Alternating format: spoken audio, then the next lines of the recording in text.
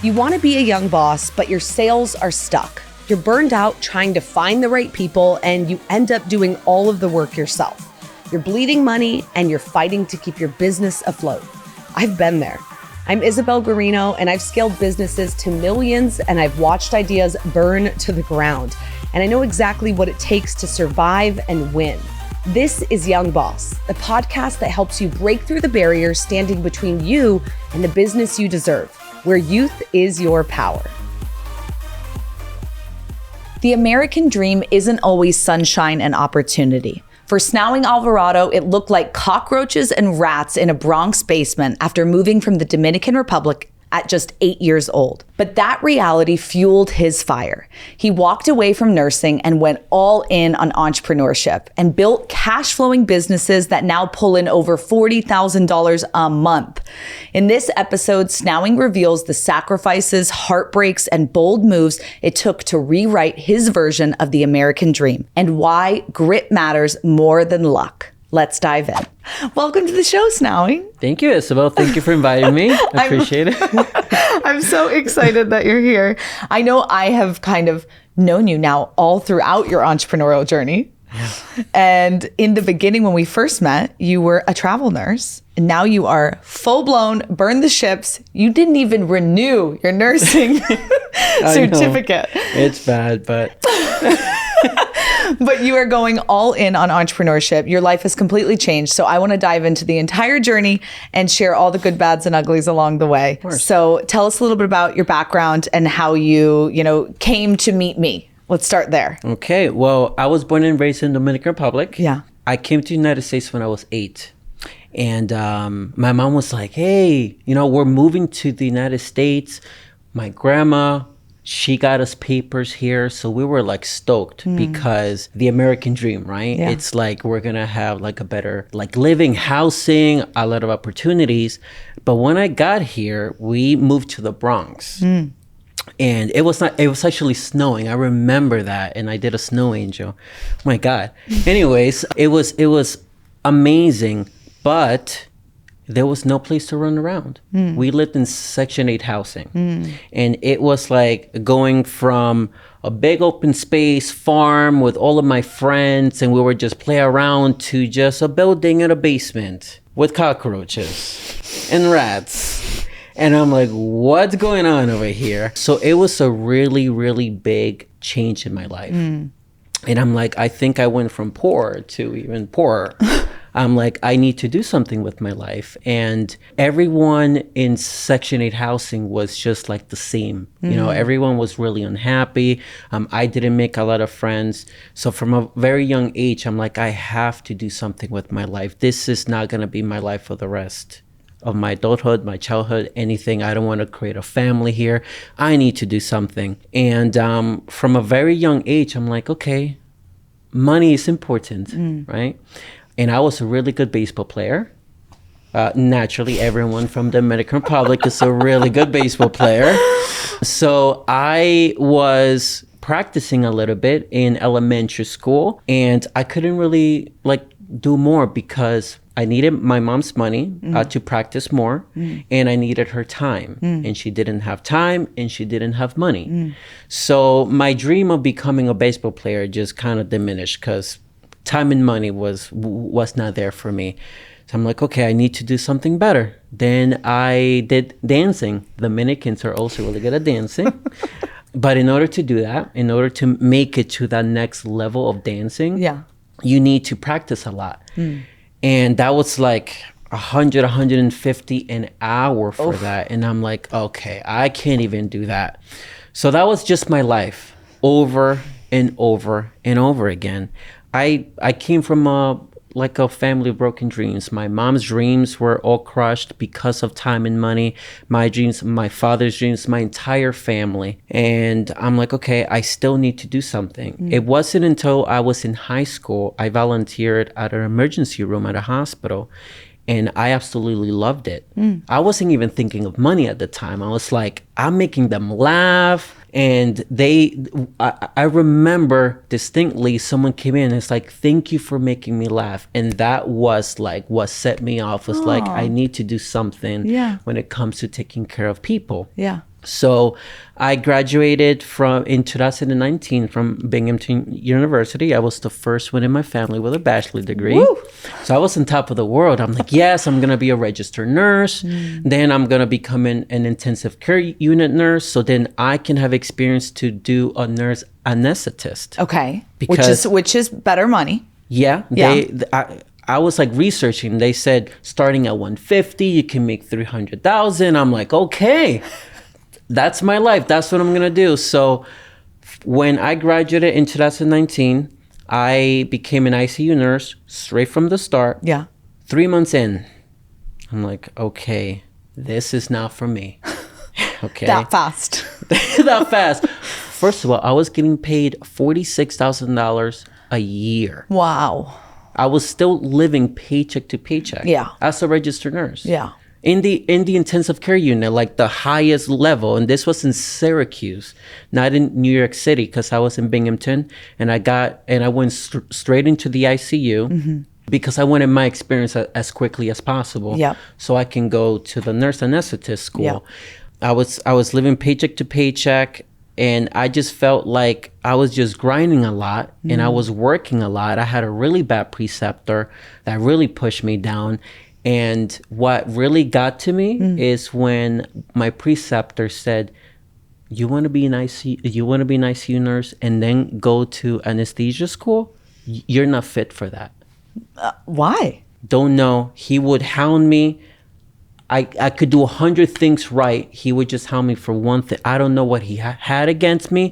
That put me down, and I said, I am leaving the profession. Yeah. I cannot do this. I cannot work for someone else. I just can't do it. Yeah. But I thank him now for him to really say that, because I really fueled even more my drive to really become an entrepreneur. Yeah. And COVID happened. Yep. And in COVID, they were paying a lot of money. They were paying like $10,000, $13,000 a week. Okay. If you work 70 hours a week, so 6 days, 12-hour shifts. Wow. I did that every day. Wow. For 2.5 years straight. Only one day off. Only one day off for 2.5 years straight. And it was overnight. So I was working 7 p.m. to 7 a.m. So I didn't even see daylight for 2.5 years. Oh my goodness. All I did was save. And then I bought myself an Airbnb in Vancouver, Washington, because that's when I was a traveling nurse at the time. Yeah. During COVID, I was making $1,000 a month. Yeah. I'm like, okay, this is cash flowing. I'll just do 10 of these, 20, and I'll cash flow $20,000 a month. And I was listening to Bigger Pockets a lot because they taught me everything I knew about real estate. But you came around. You were one of those guest speakers. And you're like, with one home, you can cash flow $10,000 a month. And I'm like, yeah, okay. But you were just so interesting, the information you gave. I'm like, okay, I'm flying to Phoenix, Arizona. Yeah. So I flew in January of 23 for the 3-day fast track training. And the information, the coaches, everyone was just like phenomenal. And I said, this is it. Yeah. I have the experience of helping other people, and I can make money at the same time. This is the right industry for me. Yeah. Long story short, I graduated in January of 23 from your program. I bought a home and opened it in Wisconsin in September of 2023, a 15-bed assisted living. Wow. That did so well. I was working more than I did as a nurse. It was, I wanted to know everything about my business. Yeah. I fired my administrator. I fired my manager. I was doing everything. I was touring, doing the schedule. I was doing renovations as well. I did it. I wanted to know everything. Yeah. Because Mark Cuban, I was listening to a podcast with him. Okay. And he was the one that said, if you want to own the industry and crush your competition, you want to know everything about your industry, inside and out, even those small little cracks. So everything, you want to know everything. Yeah. So that's why I said, you know what? I'm going to know everything. I'm going to, even though it's going to be the hardest years of my life, I'm going to do it. And I did it for 1 whole year. I did everything in my business. Yeah. I did so well. And it cash flowed so well that I bought my second home in September of 2024. So just another year later, you added another one to it. Yep. How much did the first one cash flow? In the beginning, it was only cash flowing me about $5,000 a month. Okay. And a year. Actually, 9 months afterwards, $22,000 a month. Wow. Okay. And then you bought your second one. Yep. Which in the beginning was cash flowing how much? That one was actually cash flowing about $12,000. Okay. In the beginning. And now it's up to? 21. So over 40 grand in 2 years. Yep. And I did everything through an SBA. Yeah. An SBA is strict. I'm like, you need to have 2 years experience in order to get another loan. But I said, yeah, but look what I did in 9 months. Yeah. I have the drive. I have the energy. Are you sure you don't want to give me another loan? They're like, okay, fine. So I did it. And so not using your own money. Not using my own money. With the first one was a down payment. Okay. I had to put somewhere about like 80,000. Okay. I actually grabbed 60,000 from my friend. So you only put up $20,000 for my first one to now cash flow you $22,000 a month. My second one is crazy. I honestly I can't believe it. I really can't. My second one was 1.175 million. I needed to put down about 175,000. Okay. But I remember, and I said, well, I don't have 175,000 because I just put all this money into my first one. Every money that I was making, Isabel, I was reinvesting it into my business. So I had like nothing, nowhere near 100,000. So I went to the seller and I said, can I borrow 200,000 so I can put as my down payment for the bank? And they're like, well, no, because I'm like, what if I give you exactly what you want? The full offer, but 200,000. Just treat it as you put that 200,000 on your savings account and you'll make money and then you'll get it back in 5 years. I'm like, okay, I kind of like that idea. Sure. She gave me 200,000. I put it into my down payment. My second one was a no money down deal, and I'm making right now 21,000 a month with zero money. All of this just coming from being willing to ask, being creative, soaking up, coaches' advice, and leaning in. Now you teach and help other people how to do this, just like myself, in the assisted living space. And I think that you've already given us so many gems, like diving into the business. And I think that so many young bosses listening are probably thinking that same thing. How do I start something? How do I hire a role that I don't know what it is? So I know that's advice. That is sage wisdom. As you've gone along this journey, what else have you learned about yourself and just business ownership in general? What I really learned about business a lot is, and I have other friends and other colleagues that also own assisted living facilities. And sometimes they come to me and they say, hey, what are you doing? That, you're doing very well so quickly. And I think, well, you're also been doing this just thinking in my head, you also been doing this for a while. But a lot of people get into business, and this is what I've learned from my personal experience. And when I coach and I talk to other business owners that are a lot different than assisted living, I said, you have to know everything about your business. A lot of people think that entrepreneurship is easy. They'll make money day one and that they're going to hire out right from the start. Yes, you can hire out, but guess what's going to happen? Someone is going to control your business. You're not going to know anything. And a lot of people want to come in, put a down payment, hire people out, and just cash flow from day one. Yeah. While let's say I do an assisted living down the street and I know everything about my business, I'm going to crush you. Yeah. And that's what I learned a lot about entrepreneurship. You really have to grind. And if that's quitting your job, if that is, leaving your family for just 6 months to a year because now you're in a different state. I was in Florida at the time. I flew to Wisconsin. I didn't care. If it wasn't Pluto, you'll see me in Pluto right now with an assisted living. I don't care where it was. As long as, if you work every single day on your business, it's not going to fail. Yeah. And that is what I've learned about other people that aren't making as much as me. I do think that there is, as we talk to so many business coaches and other people who are starting businesses all the time, I do often feel that people are just lazy. right? They're just not willing to put in that extra effort and make it happen and do what they need to do to go far and above and beyond. So that makes you obviously a shining star in that. What's been one of the hardest parts about being an entrepreneur? People, and communication. It goes hand in hand. Yeah. I realized very quickly that people have all different personalities. It is and it's different, like talking to a friend and a family member, where if you argue, you just stop talking to them for like a month, okay? And then you'll go back and then you stop talking to them for a while. When you're a business owner, you can't do that. Yeah. You have to communicate. Yeah. So communicating with my employees was very tough. It's like, okay, I said this way and it upset you. You feel some type of way. I can't do that. And having that same strategy and use it with another person, it might not work either. So I had to learn communication skills a lot. People get very offended very quickly, or they're very sensitive. If you say something, they take it the wrong way. I know in the beginning, because I'm a very ongoing person, like outgoing person.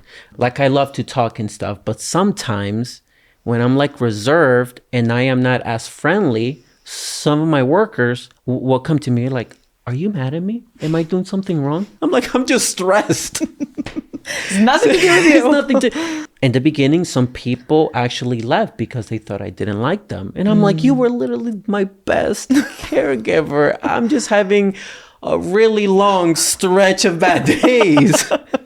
Yeah. So, just staffing and communication is tough. Hey, it's Isabel from Young Boss, and if you have loved getting to hear from our incredible guests on the show, what are you waiting for? Go check out the amazing directory on the youngbosspodcast.com. We've listed all of their information, where you can find them, and more about their business, and so many of them want to connect with other amazing young bosses just like you, or they want to work with you. So go check it out right now, say hi, give them a follow, and make sure that you watch all of our guest episodes because we really have incredible young bosses on this show. And if you're looking to get on the show too, then make sure you leave us a comment so that we can connect with you as well. Check out the show notes for that directory or head to theyoungbosspodcast.com. Now, back to the show. Okay, when we first met and you came to the training, you were 28. I was 28. So now you are... I'm 30. 30. Cash flowing over 40 grand a month. You now have multiple deals coming at you, multiple other opportunities that in the next year or so, that number could easily double from what, things you've been looking at, which is really exciting. Is there is there a point where you say, okay, I enough is enough. I have enough. Or do you think you're just going to keep building, keep growing? It's a good question because after my second one in September 24, I worked so incredibly hard for those 2 years that I said to myself, I'm going to take myself a 2-year break. I'm going to stop, just focus on myself, just move back to Queens, which I live in Queens now, and just do me for a little bit and then go back. And then this opportunity came by and I'm like, it's doing so well. It's already cash flowing well. I know the potential. Yeah. I just cannot say no to good deals. Yeah. I just can't. So I say one thing and then someone presents me a deal and then I'm like, I'm all for it. Okay. I don't know when I'm going to stop. Okay. I love the grind. I love to work. Yeah. And I feel that if I don't work, I feel I'm upset and I feel like I'm not working towards something. So I think I'm just going to work until I die at this point. Okay. But now, because you're living in Queens and the homes are in Wisconsin, you're not even hands-on with them. No, I'm actually a little bit upset because they're not calling me as much as I want them to call me. I actually had this conversation with my administrator. I'm like, you need to keep me up with stuff. I'm like, I thought you wanted to be absentee. I'm like, yeah, but like, I want to know what's going on. I'm like, well, that's the opposite of what you wanted. So you can't have your cake and eat it too. Yeah. Okay, I love it. I know that we've talked about when you get to a certain threshold with money, that it starts to be like, well, what is the purpose of life? And you start looking beyond that money isn't actually the way you grew up. You thought that was going to achieve all the happiness and everything you wanted in life. But at some point, it actually doesn't. What have you learned about that over these last couple of years? So I actually had a very rough few months of my life. I've been probably one of the lowest, making all this money. Like, oh, how can he be at the lowest point? I was. I was dating someone that I really loved, and I thought I was going to marry. And I had the plans of marrying, of moving to that state and have everything. And that just, that is just gone. And not being close to my family as well, because I was in Wisconsin. I didn't have any friends. I didn't have family at the time. Yes, I can call them, but it's not the same. So for me, it was just, and I love work. Don't get me wrong, but it was just work. And I realized, I'm like, wow, I have all this money in my account. I'm making all this. I'm financially stable, but I'm nowhere near happy, nowhere near where I want to be internally. So that was a really, really tough, like point in my life. Yeah. Where I'm like, wow, money is, I could have $1 billion right now and I would still feel depressed. Yeah. I felt so bad that I had to get counseling. Yeah. I actually see her now every Wednesday, and that has really helped me a lot. Yeah. And now I'm doing things that I really, really loved. For example, I am now salsa dancing and taking lessons. I kid you not, every day except Mondays. And I go to social, like dancing events every Friday. And I feel I'm becoming happier. Yeah. I finally got this really, really nice apartment in Queens. Yeah. And it's almost like a mini penthouse. Yeah, it's gorgeous. It's you see everything. I have pool, sauna, gym. It's like being at a resort. Yeah. And I just feel happier now because I'm close to family. I'm close to friends, and family and friends, that the value there, it's a lot more than money can ever bring. And now that I'm coaching for the REL Academy and teaching other entrepreneurs how to make money in assisted living, just when I'm having a call with them and they said, oh, I finally did this, I'm going to open, and just hearing how excited they are. And I was in their shoes. Yeah. And then I could just talk for them for hours. And then after that call, I'm just like, wow, I'm impacting this family's life for years to come. Yeah.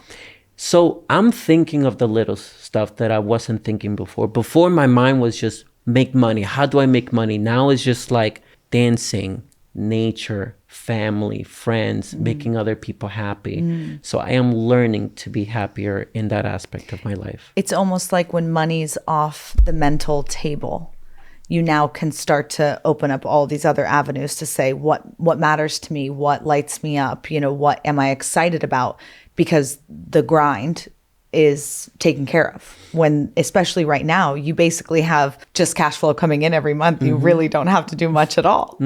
At all. Okay, what would 8-year-old you, who just moved to cockroaches and rats and is having nowhere to play, mom saying no to baseball, mom saying no to dancing, what would 8-year-old you think of you now? I would be so proud of myself. When I was 8 years old, I imagined me having money and doing all of this, but I never... See, now you're making me think about it now. And this is what I'm actually like working on, is just appreciating everything that I've done. Sorry, I'm like really in my feelings right now. Yeah. Cause I'm just going back about the environment that I was in. Yeah. And how I am now. Back in the same city. Yeah. Literally on the other side of the street where you maybe dreamed of wanting to be. And do you know that and this is really cool, there's a baseball field right in front of my window. And that hit me when I came here. It's just like, whoa. Yeah. Yeah. Yeah. As soon as you sent me the photo, that's the first thing I saw. I was like, he's going to be staring at the baseball field every day. I know. So cute.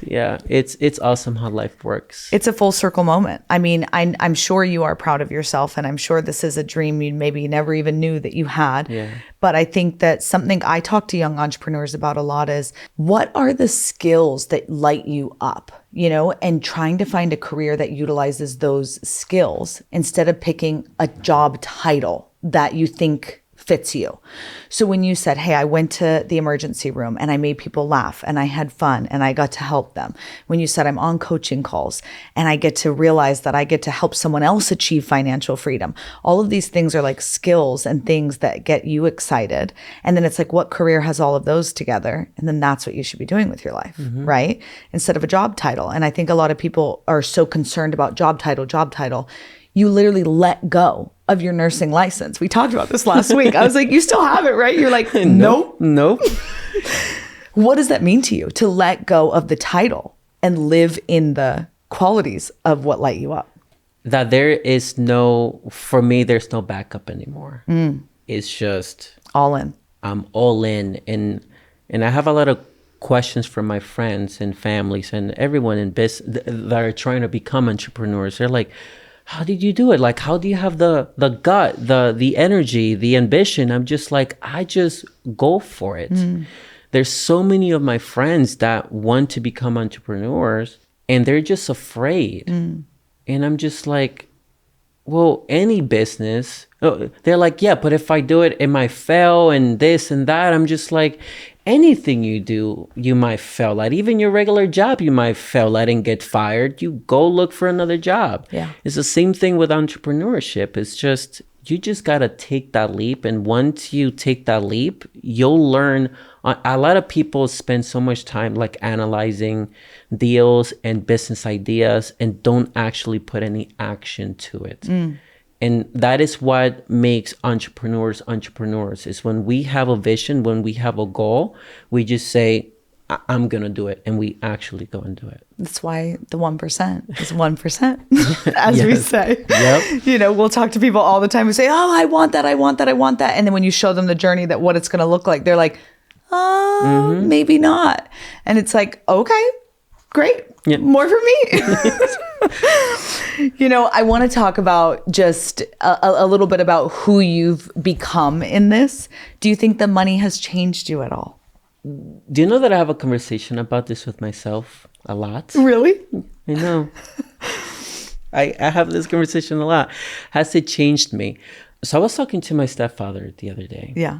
So personally, I feel like I did not change. I feel like I'm actually more like I help people out more. Like if I want to spend time with my friends and I know they have no money to eat, I pay for them. We go out on activities. I'm living more and I am helping my friends with that way. Being honest with you, this kind of hit me the other day with my stepfather. He said, try not to be so arrogant. Oh. Yeah. And I'm like, why did he say that? And I'm like, I'm not arrogant. And he's like, well, that's what arrogant people say. And I'm like, okay, what are you trying to say? And I realized, and I was asking, am I arrogant? Did money change me? Personally, I feel that it really didn't change me as much. What I've realized, and my cousin, I was best friends with my cousin and we no longer talk. And one of the reasons we no longer talk is because apparently in the beginning, all I was talking about was money. And I was making money at the time. And she stopped talking because she thought I was just like showing off. And mind you, I was not cash flowing what I'm doing now. I was just on the grind. And I was telling her and I was so excited, oh, you should do this. This is what I'm doing. And she thought I was arrogant. I don't think it's arrogant. I just think when you're an entrepreneur and you're going through learning about business, you become so knowledgeable. You want to talk about it. You just want to talk about it. Yeah. Right. And people mistake your knowledge for arrogance. And I'm like, no, I'm just like excited. I'm excited. I'm confident about what I'm saying because I'm doing it myself. Yeah. And a lot of people feel some type of way about money. If the other person is not doing so well or not as knowledgeable, oh, he's just being arrogant. Yeah. But I still ask myself, am I being arrogant? And every day I try to be a really good person about how do I communicate with other people about like my lifestyle. Yeah. That's something that I really have to actually be conscious of. In the beginning, money was trying to change me. There was a lot of temptations about, I have this much money, let me buy a Rolex. And then I stop and think, I'm like, why do I want a Rolex? Yeah. I want a Rolex to show off. Then no, you're not buying a Rolex. It was trying to. And I would like, every single time that I was upset, I'm like, what can I buy that is a lot of money so I can feel good about myself? And I always stopped myself and I said, no. Yeah. Money is like, money can put you in a hole Yeah. if you really let it. Yeah. I think this is just such an interesting conversation because so many people we talk to on the show, they're still in their solopreneur journey. They're just getting started. They're really grinding it out still. But you're kind of sitting here like you've put in that work and you're kind of on the opposite end where things are now running for you. You're cash flowing. You've literally brought in the 20, doubled it with 40, going to double it again next month, now be an 80 plus. I'm sure if we interview you in another 2 years, you'll be in the mid six figures, bringing it in every single month, which is absolutely crazy. It's crazy. But also, I think, there's been so many ups and downs in this as I've known you through this journey. And I know you mentioned it, you had a loss of a love during this. And I don't know if you're willing to talk about that, but I think that there's a lot that entrepreneurship can do to really hurt a relationship when one person is so dedicated and grinding and putting in all this effort and the other person can't always match that or see it or understand it. Do you think, working so hard in your businesses really hurt your relationship? 100%. 100% it hurts your business, your relationship. Yeah. I was working so much that the number one thing that I kept hearing from my significant other at the time was, every single time you're home, I feel like you're not there. But I am here, like physically, I'm like, I came home early for you, and early for me was like 7:00. But nevertheless, right? I was home. Yeah. When I go home every single day, Yeah. I was thinking about what can I do to my business, about the next day, about, my task and organizing my schedule. Upset about things that went wrong. Yeah. And I was not paying attention to my significant other at all. She had emotional needs that I couldn't really fulfill. Yeah. And she had physical needs that I really couldn't fulfill either. And then I started to travel a lot more. And she just felt like this misalignment. We were not connected anymore. And I kind of felt that, and I knew that. But she wanted me to stop working as much and be with her more. And I tried. I really did. But I kept going back to work because I was thinking, if I pull myself back and I put less time in, that's not who I am. I'm not going to be happy with snowing. I'm only doing it for someone else. And because of that, because I wasn't there emotionally and physically, our relationship just kept going down. It's almost like a domino effect. And then I kept going down. And then I was unhappy at one point. And then like I started having temptations about, other girls and stuff. But when I got into the relationship, I'm like, this girl has it all. And now I'm having a little bit of temptations. I'm like, why is that? It's because when I was home with her, I was thinking about work a lot. So I already associated her with work and me being unhappy all the time, because when I was unhappy, I was in my own environment. So it's almost like associating her with my unhappiness because she was there for my bad times.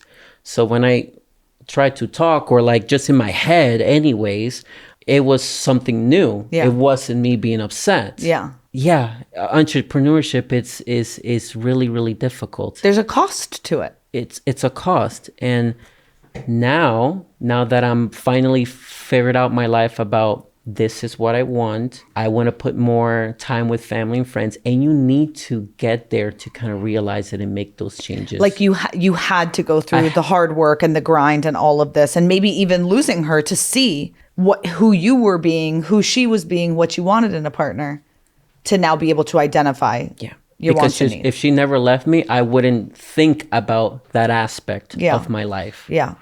So it was unfortunate, but also fortunate at the same time, because now I know what I want in a relationship. Yeah. And I will be very straight up about what I want. I'm an entrepreneur. I love to travel. I'm not going to be there emotionally as much and physically as much. Either take it or don't take it. Yep. Okay, well, ladies, he's single. That's the resume. I love it. Okay, well, this has been really enlightening. I'm grateful for you being so open and just sharing everything that you've kind of learned along the way. What do you think? I want to close with this. What's one of your proudest moments along this whole journey? So I brought my mom over to my little penthouse in New York City. I've never seen my mom so happy. Oh. She was so proud of me. I bet she was. Yeah, she was so proud of me. I don't know. Sorry. No, that's... Yeah, we just never thought we would really experience everything that I've experienced in my life. Yeah. Like seeing everything. My mom, she was just taking hundreds of photos. I'm like, Mom, you're being so annoying. Stop taking photos. But she's never seen that part of the world. You know, just experiencing like luxury and, you know, just taking her out. She was supposed to be there just for a day, and she was there until like Tuesday. She went there on Thursday. At one point, I'm like, Mom, you need to go home. Checkout is at 10 o'clock. Time to leave. But yeah, I don't know.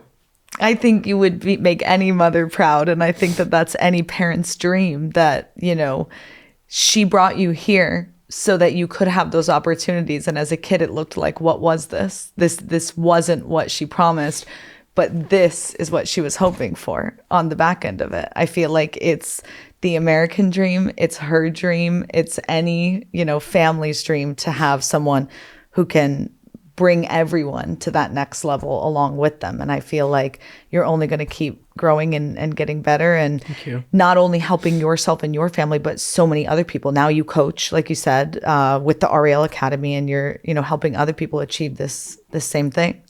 Pretty amazing. Thank you so much. You should be proud of yourself. Okay, where can people learn about your care homes, or what do you want to plug right now? My Instagram. Your Instagram? Okay. Yeah. So where can people follow you on your entrepreneurial journey? Well, my name is Snawing, and I'm the only one in the world with it. So if you just put Snawing anywhere, I'm going to show up. Okay. So if you put my name Snawing, I'm going to be everywhere. Okay, Google me, bitch. Snawing. That's it. I love it. You'll know where I live real quick if you just put my name. I love it. Thank you so much for coming on the show today. Well, thank you for having me. I appreciate it. Thanks for listening to another episode of Young Boss with your host, Isabel Guarino. Be sure to like, share, and follow on Instagram and TikTok, and subscribe wherever you listen to your podcast. And remember, youth is your power.